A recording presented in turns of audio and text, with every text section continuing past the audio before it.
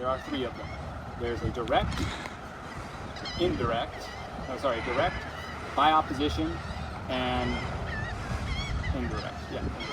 So direct attack is very simple. So one other thing, the cap of the bell, like the thicker part, should be with your knuckles. And the way I hold it is I have my finger on the tip pointing down the blade. But anyway, so like that? Yep, just like that. So the direct attack is very simple. You start in your, this is Fiore's standard stance, for like you have about 65% of your weight on your back foot. You're leaning back a little bit away from your opponent. Your hand is up here. The reason why is so that if I was to strike forward, I can actually use it to do stuff like this. You'll cut your hand, but if you stab your opponent, right? Yeah. So a direct attack is very simple. You just bring your hand in and you follow through with a lunge. You put your knuckles pointing the opponent's blade, so that whenever you strike, here's the reason why it's important, where the knuckles are at. If you keep your tip pointed at your opponent, by the way that your body's geometry works, by rotating the knuckles towards your opponent, you will naturally create a slight triangle. You can see that as you rotate it. The triangle will either be facing inward or outward. And what that does is if your opponent's blade is on the outside, they do a strike. When you have that angle, their blade will always go past your body. So in this case, this right here is all you need. Like, you don't need to defend out here, that's it. If I have my body exposed so little like this is all I need to defend, and then this or this is all I need to defend. And if your blade's on that side and you just walk into me, keep walking, just keep walking, just keep going. There's no, like, at this point, I'm completely covering myself. And the same thing goes on the other side. So whenever we strike, we always rotate we try to rotate our knuckles pointing towards the opponent's blade, whichever side they're on. So you have your standard strike, your direct attack. Next is by opposition. This starts with your opponent being in long point or long guard or point line. So just holding their blade straight out.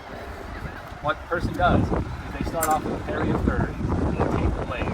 Now while you're doing this, the important thing, as I'm letting my arm drift down, is to make sure that you always have strength before you strike. So, in this case, if I'm going to do, basically this is a strike by glide. The first step I'm going to do is I'm going to actually push my arm out, keeping the blade tip up.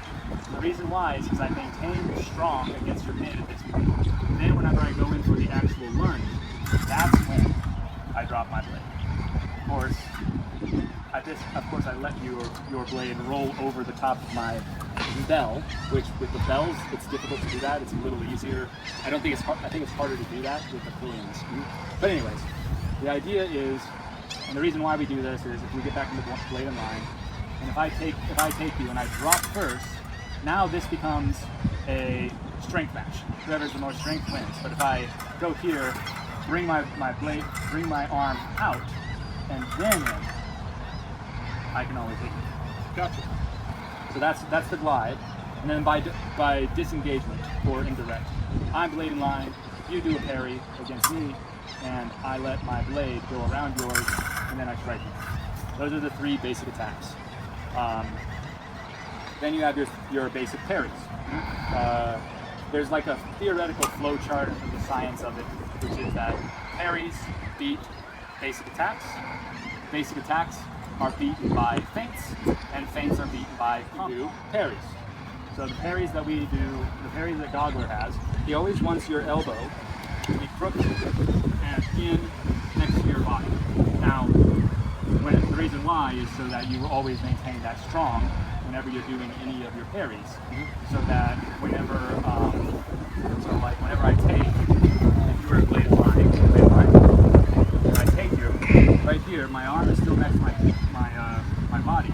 So as I push it out, I have room to do so, and I maintain my strong against your weak. So all of our parries still have us with our elbow kind of in our body. Our parries are parry of third, at which point you are just letting the bell of your guard be in line with your back shoulder. The blade itself is at like a 45-degree angle up from horizontal, and the blade is also turned a little bit outward. Now this is a epee, so that is a triangular blade, so I can't really show you very well. The other thing, so I'll use a rapier. The other thing is that we take our blade and we rotate the quillions out like this, so that the edge of our blade is at basically a 45-degree angle. Now the reason why is so that any blade that hits there doesn't overpower the strength of the blade. So a blade, just by structural integrity, will always have more strength and rigidity along the thinner part than it will along the edge. Along the edge than it will along the flat of the blade. So part of this comes down to hand positions, which I haven't talked about yet. So we have 4 hand positions. Thumb down is first. Thumb to the side or towards your inside line is second. Third. Fourth. Now, we also have a bunch. We also are calling all of our guards 1, 2, 3, 4, first, second, third, fourth, fifth, sixth, and seventh, and they have nothing to do with hand position. It's just that saying first, second, third, fourth is a hell of a lot easier than all of the various different Italian names or German names. So, anyways, third, the parry of third. We bring our sword up to a 45, bring it out just a little bit outside our head, and rotate the blade so that any blades on this side of the blade, your blade, would hit the edge of your blade, and you'll have strength. The tip of the blade is just above your opponent's head, with the weak. Where the weak begins should be right about at their eye level, and your quillions and guard in line with your shoulder, just beneath your sternum. Fourth is a mirror of that on the other side, and so your hand position, if this was third and this is fourth, when you're in the position of third, you're really at a third and fourth, and when you're at the position of fourth of parry, it's second and third. Mm-hmm. So, and then we have first, which is on the center line. We drop the blade down a little bit, let it come over to the other side, and again get ourselves at a 45-degree angle. Third and fourth, just like third, but down. And then second is down like here. This is the only one where your hand is at about its second, third, too. So those are those. Now the reason why they work that way in Rapier is because usually you're deflecting a strike to the lower line. So if you get into first, and I strike there, and you do first, that's where you're getting that attack.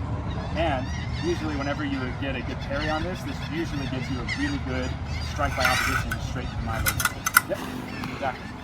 And then you'll also have 5th and 6th and 7th is your hand guard. In Rapier, an Italian Rapier and Italian epee and foil, you'll never use 7th, and you rarely ever use 5th and 6th unless you get to a point where you're fighting someone with a side sword and you beat your blade, you have to come back to the strike. Because most of the time, your goal is to try to keep your point right on the opponent, because it's all about the stabby stab. Alright, so those are your parries, basic attacks, basic parries. We'll talk about feints next. And whenever I talk about feints and compound attacks, we start talking about tempos. So, feints are usually a bit of a deceive, followed by a general strike. Mm-hmm. So, what makes up a full basic attack? It's step one. You bring your blade out in line. You then pick a target. You let the tip. If you're Aldonati, you're already up on the tips of the balls of your feet. You let them fall, and you lunge into your opponent, keeping your hand at the same shoulder level. And as you do so, if you're not doing anything with the left hand, you usually throw it out back to kind of make your whole body go into, like, I guess the yoga pose would be warrior lunge. Yeah. This is warrior in yoga. That's like how you end. Mm-hmm. I do a lunge like that, fighting bastard sword with and katana. Yeah. I'll hold it, I'll drop it down, hold it out, I'll hold it out, I'll hold it like that, and then I'll do that lunge, holding it. So a feint starts with you trying to convince the opponent you're doing all of it. So you start regular, you're going to throw your hand out, and your hope and goal is that they see that shoulder movement and think that you're going to strike them, and they immediately go for a parry. After which, you just let the tip of your blade just drop a little bit, bring it right back up, and then do your lunge. So it is a two-tempo action because you are holding your strike and then lunging. So if you were doing it to me, it'd be you'd come out, I'd want to come in like this, and I'd come in. Gotcha. And then there's many different types of feints. All of them have that same structure, which is a deceptive strike, and then something, whether and by the time theoretically that you realize it and come back, hopefully I'm past your guard and I'm actually coming. Yeah, because by the time I'm doing this, you're still coming in, and you're still probably going to at least get to like whole points of like why fundamentals are so important, right? Your goal is always to be so fast with your parries that if you miss one, you're like, oh fuck, your instinct is, oh, I didn't catch him, I go right back. And you can actually fix feint or like stop feints from happening because of that, because you're fast enough on your parry. And there are various different types of feints. You can feint to the high line and actually drop into a low and strike in the low. I'm not trying to get around your blade, I'm just dropping my point and hitting into you. Or I can strike to the low line and then feint to the high. I go like that. nice. So that one's harder to do because a lot of people, because the other thing about strikes to the low line is they're rarely done. And one So thing that would be more of a, so if you were to feint to the low, or feint to the high, feint to the low, and I come in here and you're actually going high, that would be one of the only situations where 7th would come into play, right? Yes. Yes, that would be a good point to use it. I'd do something different, which we're going to get to, which is like the imbricatas and the body blades, which is also kind of what hanging guard is a little bit as well. So feints are important, and they are how we beat parries. Parries beat basic attacks, feints beat parries, and then compound attacks beat parries, or feints. Yes. And once you get into compound attacks, which are also sometimes called counterattacks, or compound actions, you get into counterattacks, and then you get into counter time, and at that point, like, there's no real reason of like breaking it down any further, because once you get into counter time, you're effectively resetting the entire thing. It's just that now the original start happened into counter time, and then you do a parry, and now you're doing a parry in counter time, then I do a strike in counter time, and now we're just doing everything as if we had started, but now it's just all in counter time. Because we're still fighting is basically what ends up happening. And that rarely ever happens because human beings are imperfect and we are not Jedi, and so fights usually last about 3 exchanges. You almost never get into counterattack. So counterattacks or counteractions, these are the things that beat feints. And the first one that we're going to go over is not counterattacks. I'm talking about compound actions. Counterattacks are compound actions. So first one we're going to go over is we're going to go over blade and line, and we're going to talk about what is called is I'm going to see if I can do this and then tell you what it is. So I'm going to go, that's called a disarm. That's what it was supposed to look like earlier. That was pretty. I like that. So what this is I'm taking you in a parry, a third, but instead of saying like, I'm going to try to strike into you, I'm not going to strike you, I'm going to strike your sword. And by doing so, I'm going down the length and striking into it with a slash. And what this does is it puts all of that pressure right at the point, and if the opponent doesn't have a really strong grip, it just knocks it right out of their hands. But also, if they're in it also has to do with their the positioning of their hand. If you have it on the down, you're fighting against them. If their knuckles are up, like they're trying to come into second, first. That looks like a first with a high point, or a third. Okay, so, but if their hands are up, it's going to be a lot easier. Yep. And even if I strike into it, the whole goal is I hit you just enough to bounce even if you're holding onto it, your sword's here and my sword's at your throat. Is the idea. So do it against here. Yep. Do it again. Yep. That one I let go, but let's try it again. Let me give you the actual satisfaction of doing it correctly. Yep. Now then. Is that a disarm? That's called a that Goggler calls that a disarm. Can you do it again? I want to see it. I already looked when I was on the phone. Okay, I see. All right. I'm sorry. I'm watching a fencing That's one of the more unique. I'm at the park, Westgate Park then. I know the one where you wind the blade. Where I was. It's called, that's called like speed. Or like, Goggler If you call me while I'm out here, I can so come. how he does that one Calling is me. he's trying to do a, so what he's trying to do is he's trying to do a, I don't like that. Okay. I might not have He's been trying to do that. He's trying to, Oh, okay.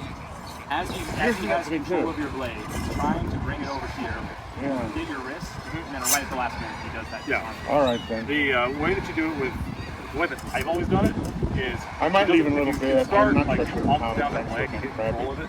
It's while you're advancing. And that way it's pushing their wrist back, and if you can get them at a 90 degree, then Okay. it's easier to just twist it out of their hand. All right. But if you can't get them at that 90, it's going to be real freaking rough. Right. Okay. So that's a I might stop by compound there. attack. And the reason why is because, one, I'm doing opposition, getting you on a parry, I'm then disarming you, that's one tempo, and then another tempo. Yeah. So it starts with the parry, and then it's a two tempo action, which is why it's a compound attack. Or You just compound you action. just helped me. The movie that I watched, it's one of my favorites, the Disney Three Musketeers. Seen that one? I haven't seen it, no. But there's a scene in there where the king is with his fencing coach, and they're doing exchanges, and the coach says, okay, now disarm. But he doesn't disarm, the sword just comes down over here. He was talking about that kind of a think you're disarm, worrying where too it's much. Your just stomach's down getting and then back up. Yeah. That makes more sense. Usually the expulsions, when done right, are the things that really cause the swords to fly. Yeah. Because usually I know people that have a good feeling. enough I bet grip a lot of times that they can people use just it. got that on the floor. Now the other one, which is the most, probably one of the most fun, is like we're back into our situation here. Another compound action is, that one's obvious. That one's like the one that's the most fun. But the problem with doing speed is the opponent knows that you're going to do speed, and then you're going to do it right. No, try against me. Exactly. Because you're having to wind up enough that if you don't have something to hit, your blade's now all the way down here, you open yourself up. So I wound that one too. Yeah, I bought her that cake I said I was going to get her. She loved it. Good. Yeah, she loved it. It was really pretty. I don't know. So we've got beats, we've got disarms, Did feints? Did compound attacks? expulsions Later. include compound attacks, Later. and these other things. Okay, let me see. There's blade seizure, which you don't see very often, but that's just like this. Like, okay, now I have the blade. And usually Book of Five Rings it's boom, calls that a boom, scold. And that strike to the arm. Sometimes you'll use that. I've seen that actually done. I don't think I was ever able to do it against you with your bokum, but like that's been like I had this one guy who had a longsword, but like always like held it in the bokum stance, and you go into a blade seizure on him, and like you didn't know what to do, and you could just strike him straight, strike him right into the shoulder, right as a follow-up. But anyways, let's see what other compound actions. We'll do an expulsion next. So there's another type of parry that I elected to talk to you. It's not a simple parry. It's called a circular parry. Okay, I don't know where you're coming at me, but I know that you're going to do a thrust. So if you try to thrust at me, I'm going to do a circular parry. Just bring it up like this, because I know that anything in this general area, I will catch and bring right back to first. So what an expulsion is That's what that is. Yeah. Wax on, Wax on, wax on, wax off. wax on, wax off. Yeah. Yeah. It's do that or stand combining the floor. that with a disarm. That's what. That's That's how I you're used to teach it when I was probably teaching used to quarantine. seeing. So I'm here. Wax on, wax off. This one's hard to do. I'm going to do that. I've got this one. There you go. There you go. Yeah. And so that's the expulsion. Let me think. We did beats, we did expulsions, we did deceives.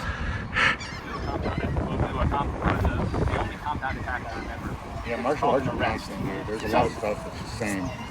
An arrest is something you do against a feint. It also is something that you do just because you can, and it beats feints very easily. And it also beats feints, and it also is a useful thing to do in a normal situation. doing feints is always tricky because if the opponent knows you're doing a feint, you're basically fucked. And so feints are dangerous because of that. So a compound attack, or in this case a blade seizure against a feint, should be something like this. So if you were to feint at me, and I do a parry, and then you go underneath it, and that becomes a feint. Great, you give me, oh, I'm dead. Do it again. Oh, yeah. So the next thing is like, if I think that you're going to feint me, so you come at me, and then we just try to strike into you. So like, instead of giving you the opportunity to go underneath, I just then end up striking you. That's a arrest, because you are arresting the feint. And that's basically like striking into an opponent's strike and beating it. Next, we're going to do the body voids, which the Italians have very fancy names for them. These are the things that like on any of the plates that you'll see from Capoferro are the ones that are like super pretty and super like Flamboyant. The flamboyant ones, yes. Yeah. Exactly, yes, that's one of them. So let me show you how we do that. That's the either the imprecata or the, I don't remember the other side. It's one of these two. So the setup is you're going to feint against me. So you feint against me. I come here, and as I'm coming to parry, you bring that under, and I'm like, oh, I get it, oh. But if I don't catch anything, wait a second, oh, I'm going to come out to my side while my blade is on the other side of you. So if there was a problem there, let's test that one more time. You strike. Works a little bit better with the rapier, with actual rapier. Break it down very, very slowly. So you're going to bring this out, right? I come, you just see you underneath. And then I come out at a 75-degree angle, holding my blade in the same position and striking. I don't like these bell guards because they kind of just bounce everything off the line. Do you want to switch to the small sword breaker? You strike at me, I come over here, and then boom. Do you know what a Schiavone is? Schiavone? It's a type of sword. I do not know. It's Spanish. It's kind of a heavier sword. The rattan that I would fight with when I fought Florentine was very much like one of those, both of them, one in each hand. And Schiavone. It's a basket-hilted sword. It's pretty long. Was it mostly a thrusting weapon, or was it a? It was a cut and thrust. Cut and thrust. Yeah, so like that's the thing is like I bet I probably would know that more as like either a side sword or a broadsword or a basket-hilted sword. Yeah, it's a basket-hilted sword. It is. But like the like what I've noticed is that a lot of coaches have different names for them. Yeah, they do. say, "Oh, do you know what a Schiavone is?" Yes. No, but I know what a broadsword is. Right? Yeah. All right. So here's the other one. So that's a feint. Sorry to interrupt. So this one is when I am going and doing a parry of third. The fun one is when I'm doing a parry of fourth. So if you strike, if my blade's on this side and you do the parry, or you do a strike, blade and line strike, and I come up in here, you deceive, and then that. That's the Yeah. I have a dodging move for shieldmen like that move. I call it opening the door.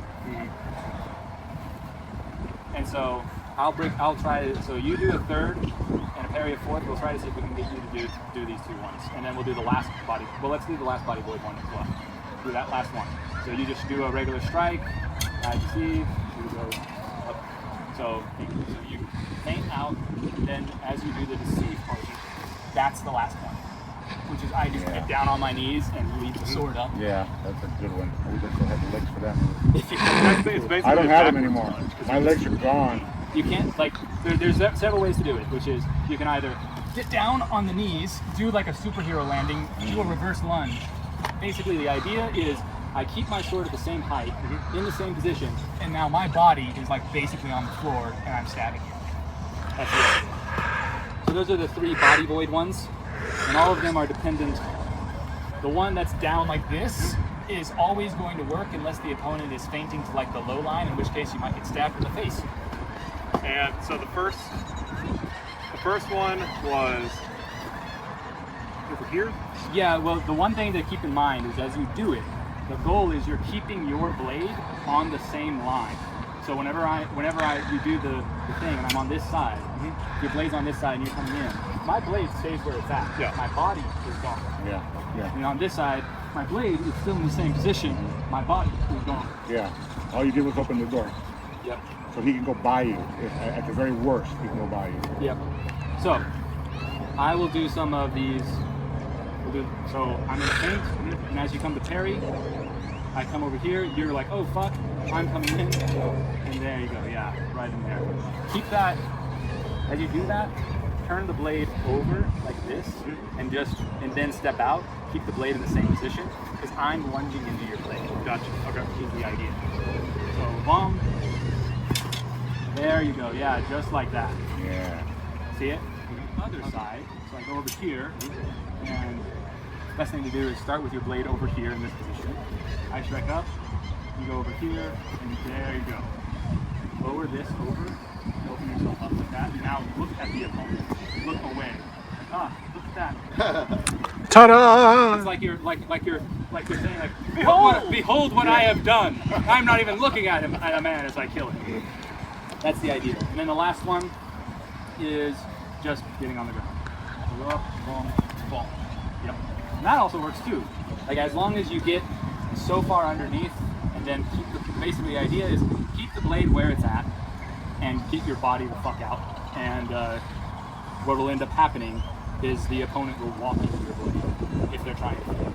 Those are the compound actions that beat feints. Well, the compound attacks, which are those imbricatas, the arrest, all of those body boys, they beat the feints. And then, of course, if we do all of that and somehow I parry your thing, everything's reset, except we're now calling everything counterattack. Yeah. There's like one or two more things that I don't remember, but those are like